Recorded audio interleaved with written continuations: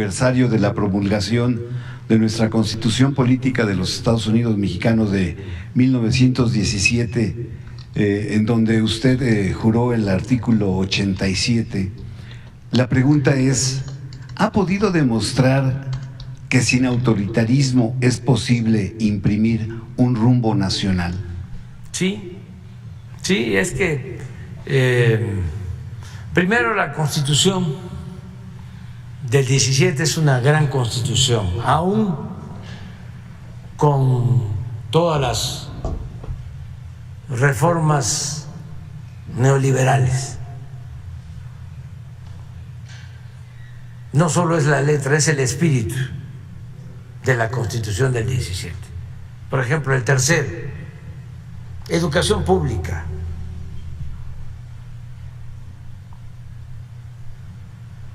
Gratuita, de calidad. Durante Salinas acotaron eso. Educación gratuita solo en el nivel básico y dejaron al mercado la educación media superior y la educación superior. Pero ahora, con la nueva reforma, ya es educación pública, gratuita, de calidad, en todos los niveles de escolaridad. Eso viene de la Revolución y de la Constitución del 17. El artículo 27 fue muy afectado. Por ejemplo, en el caso del derecho de los campesinos a la tierra, eso lo cancelaron en la Constitución. Yo les comentaba aquí que la última reforma que presentó en esta materia Calderón era para desaparecer el ejido, nada más que no pasó en la Cámara. Era para que si un ejidatario fallecía o por su propia decisión quería convertir su tierra en propiedad privada, pudiese hacerlo. Era desaparecer la propiedad social, por lo que surge el movimiento revolucionario zapatista y todo lo que fue la lucha agraria en el país. Era finalizar con eso. Pues no, bueno,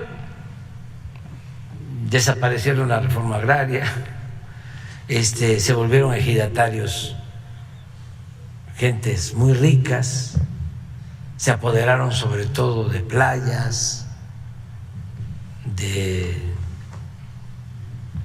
ejidos completos. Ya eso pues queda como asignatura pendiente, ¿no?, para otros. Nosotros lo que procuramos es frenar eso, que ya no siguieran esos despojos, y recuperar lo que se podía hacer y hacer justicia agraria, que lo hemos hecho. Por ejemplo, el restituir 20,000 hectáreas a los yaquis, como lo hicimos, y otras acciones. Pero ahí lo que hizo Salinas fue poner al mercado las tierras ejidales. Y como es el mismo pensamiento, Calderón lo que quería era acabar con el ejido. Y fíjense unas cosas también comprensibles o entendibles, más que comprensibles. Muchos actuaron así porque a sus familiares les expropiaron sus haciendas.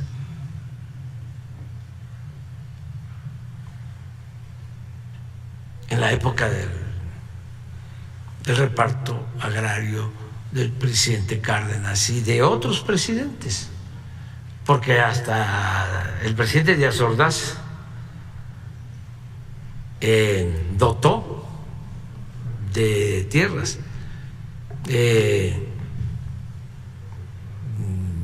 ordenó la entrega de tierras a campesinos, sobre todo las tierras nacionales.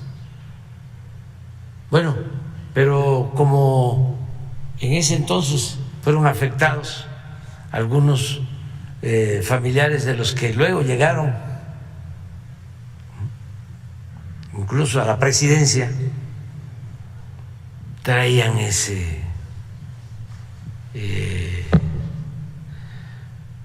resentimiento en contra del ejido. El caso del artículo 27 también, en lo relacionado con el petróleo, hablando de la Constitución del 17, pues ese es algo verdaderamente trascendente, porque en Estados Unidos, lo comentábamos, el dueño de la tierra es el dueño del subsuelo. Y cuando Porfirio Díaz empieza a modificar las leyes en beneficio de las empresas petroleras, les da también, al estilo anglosajón, el que pudieran ser dueños de la tierra y del subsuelo. Entonces es cuando se entregan las concesiones para todas las empresas petroleras extranjeras, entre otras el Águila. Entonces eran dueños de grandes extensiones de terrenos y del petróleo. Entonces Carranza regresa a una concepción que se utilizaba durante el periodo colonial, durante el virreinato, de que la tierra era del propietario, pero el subsuelo, en el caso por ejemplo de las minas, era de la corona. Entonces, cuando se aprueba el 27 en Querétaro, lo que se establece es lo mismo: la tierra es del propietario, los bienes del subsuelo son de la nación. Cambia la corona por la nación. Entonces eso pues nunca les gustó. Dicen que estaba Querétaro lleno de agentes, y fue una decisión rápida que toman los constituyentes y se decide que el petróleo y otros bienes del subsuelo serían propiedad de la nación. Entonces llega el Departamento de Estado, hay protestas del gobierno de Estados Unidos, pero ya estaba aprobado. Eso fue Carranza. En sentido estricto, entonces se nacionaliza el petróleo. Pero eran tantos los intereses que no se podía hacer la ley reglamentaria al 27 en materia de petróleo, porque las presiones eran de todo tipo, bueno, hasta de invasión.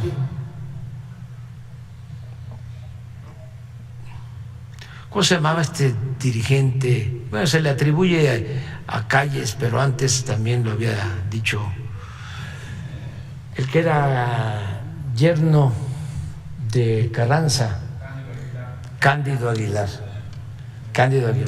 En ese tiempo Hay una frase de Cándido Aguilar que dice: si nos invaden, le vamos a prender fuego a todos los pozos petroleros y se va a ver el incendio hasta en Nueva Orleans.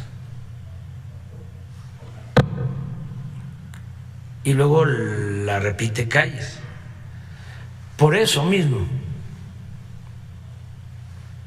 no se podía. Bueno, de ahí viene los tratados de Bucareli, por lo mismo. Por eso es grande el general Cárdenas, porque desde el 17 hasta el 38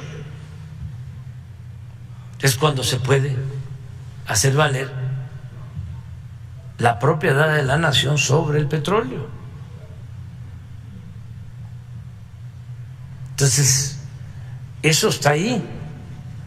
Bueno, está presente que el día 18 vamos nosotros a conmemorarlo aquí en el Zócalo, porque es parte de nuestra historia. Y hemos dicho que el año del 39, el año siguiente, se fundó el PAN, porque se oponían los panistas o los que constituyeron el PAN a la expropiación petrolera. Eso está probado. Y por eso crearon el PAN.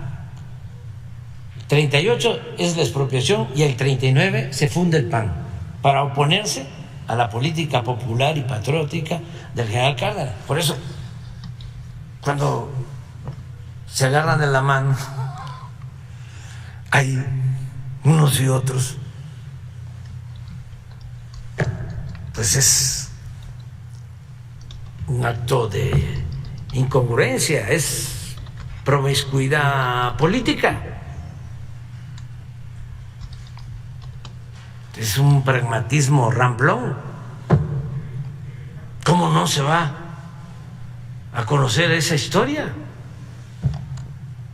Y ahí, la verdad, yo no le echo la culpa tanto a los panistas. Esos surgieron así, a favor de la privatización, en contra del ejido, en contra de la educación pública.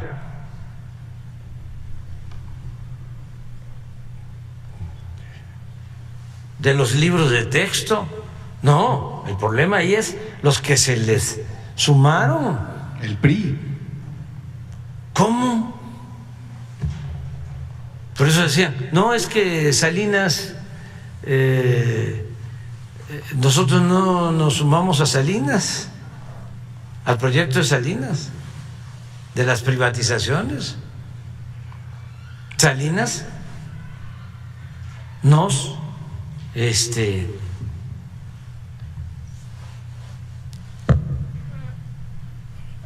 quitó el programa o hizo suyo nuestro programa. Y sí, en buena medida. Cuando llevaron a cabo las llamadas reformas estructurales, fíjense la maniobra. Se fueron a un viaje para el presidente Peña Nieto, los dirigentes del PAN y los dirigentes del PRD. Entonces, hacen el acuerdo, ¿no? Se necesitaba tener, que era reforma constitucional, mayoría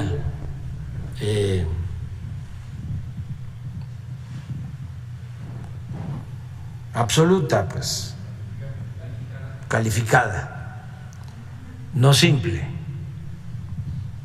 Entonces, se arreglaron. Dice, a ver, PRI, PAN, votan por la reforma energética.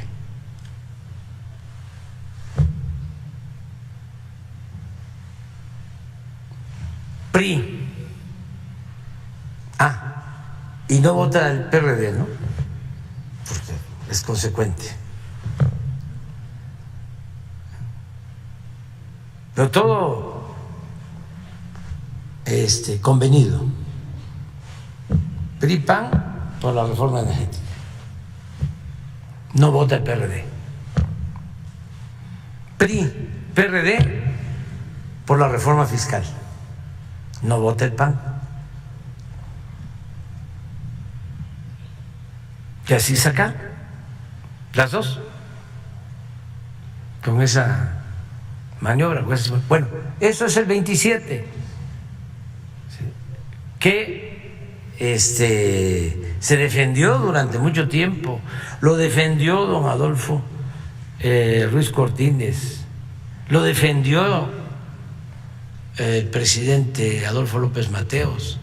Incluso hablaba yo de que cuando Díaz Ordaz, el director de Pemex, era don Jesús Reyes Heroles, que canceló los contratos riesgos que habían entregado en la época posterior al cardenismo. Un presidente que los entregó a empresas extranjeras, estadounidenses. Fíjense de lo que nos salvó don Jesús. Esa concesión era para explotar esta empresa extranjera todas las aguas del Golfo de México, las aguas someras, incluía Campeche, Cantarell. Estamos hablando del 64 al 70. Bueno, después del 70, ya con Echeverría, se descubre Cantarell, pero ya estaban cancelados los contratos riesgos. Y Cantarell se convierte en el campo petrolero más importante del mundo, que llega a producir más de 2 millones de barriles diarios de petróleo. Ligero. Pesado.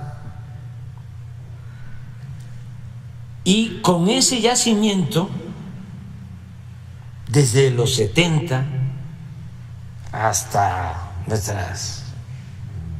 nuestros años, aunque en declinación, se alimenta el presupuesto público.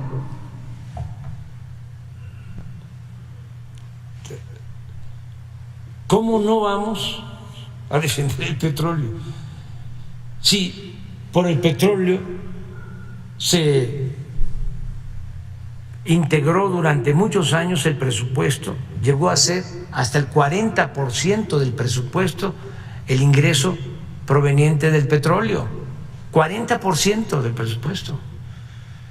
¿Para qué? Pues para la educación pública, para la salud pública, para pagar a los maestros, para pagar a los médicos, para el desarrollo de México. Y estos corruptos conservadores todavía entregando el petróleo a extranjeros, dando marcha atrás a toda la historia. Nada más que no pudieron. Bueno, ahí está el 27 y luego el 123, que es también un gran artículo surgido de la revolución. Las mejores condiciones de los trabajadores. Acuérdense, o sea, lo sabemos, en el porfiriato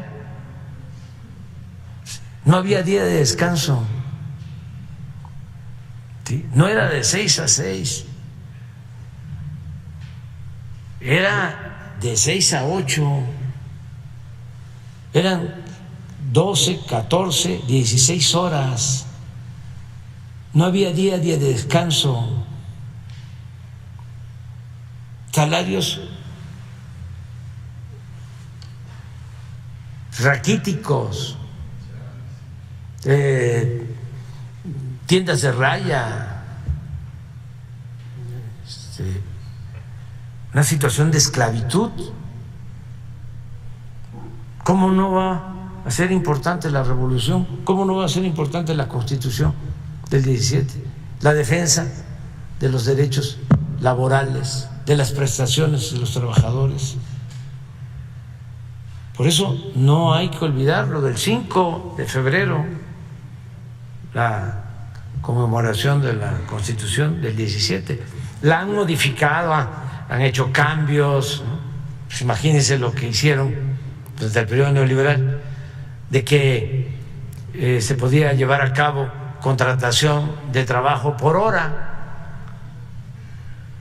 para que el trabajador no adquiriera ningún derecho, lo pudieran despedir y pagarle lo que quisieran.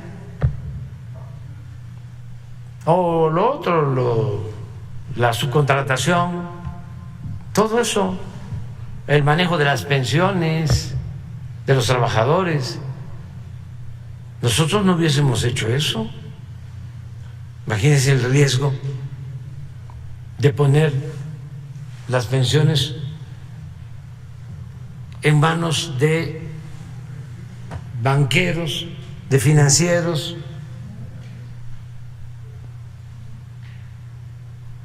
Todo eso significó el modelo neoliberal. Afortunadamente las cosas van cambiando. No se puede todo, dar marcha atrás a todo. Es un proceso. Además, hay cosas que no son esenciales. Y en política hay que saber priorizar. Política es tiempo. Y también saber qué es lo más importante, ¿no? Y ya vendrán otros para seguir adelante, seguir mejorando las condiciones de vida y de trabajo de nuestro pueblo. Y vámonos porque... Oiga.